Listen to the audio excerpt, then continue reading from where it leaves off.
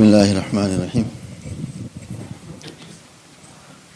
حدیث شریف میں ہے خیرکم خیرکم لأہلی وانا خیرکم لأہلی.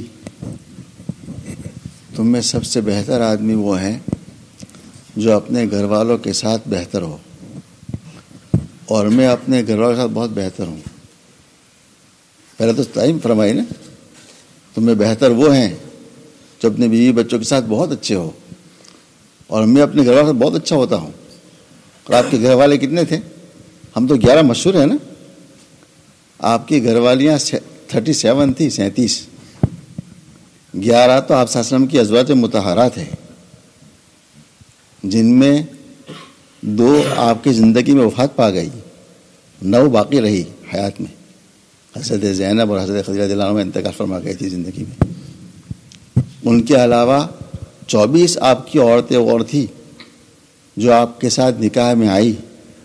بعض کے ساتھ آپ نے شب زبا فرمایا، بعض کے ساتھ نہیں فرمایا، کسی کو طلاق دے دی. جب قرآن نے آیت اتری نا کہ اے اللہ کے نبی صاحب کہہ دیجئے تمہیں اختیار ہے، چاہے دنیا لو چاہے آخرت لو.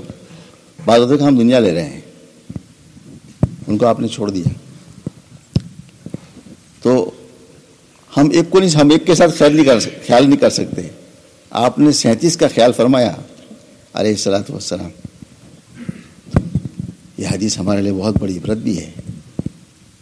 ہمارا حال یہ ہے، ہم سب کامیاب بولنا اسی میں ہوں، ہم باہر بہت اچھے ہوتے ہیں، لوگوں کے ساتھ ہمارے اخلاق بہت اچھے ہیں، دوستوں کے ساتھ بہت اچھے ہمارے اخلاق ہے. گھر والوں سے ہمارے اخلاق سے بدتر ہوتے ہیں. اس لیے آدمی کا تقویٰ پوچھو، گھر والوں کو پوچھ لو کتنا متقی ہے، یہ پتہ چل جائے گا. ایسے ایسے حالات، اللہ اکبر. مجھے ایک عورت نے بہت روتے روتے فون کیا، خود میرے ساتھ واقعہ ہوا. بہت روتے روتے کہا منصب میں نے اپنے شوہر کی خدمت میں کوئی کمی نہیں کی ہے، آپ پوچھ سکتے ہیں، لیکن وہ ظالم ایسا ہے، مجھے اپنے ساتھ بٹھاتا ہے اور ٹی وی آن کرتا ہے، کہا فلم دیکھو میرے ساتھ، میں دیکھنا نہیں چاہتی. کیسے امت کا حال ہے. عورت نیک ہے، نہیں دیکھنا چاہتی. تو مجھے مسئلہ کوئی میرے کو سمجھایا کو اپنے تو سمجھ میں آیا بات کو کہ بہرحال کیسے لوگ دنیا میں ہیں. یوں ایک عورت نیک ملی ہے، اس کا خیال کرو. ہمارا معاملہ ایسا الٹا ہو گیا ہے دونوں کا. دیکھو ہماری ماں بہنوں کو بھی ذرا احساس ہونا چاہیے. ہماری عورتیں بھی بہت بگڑی ہوئی ہے.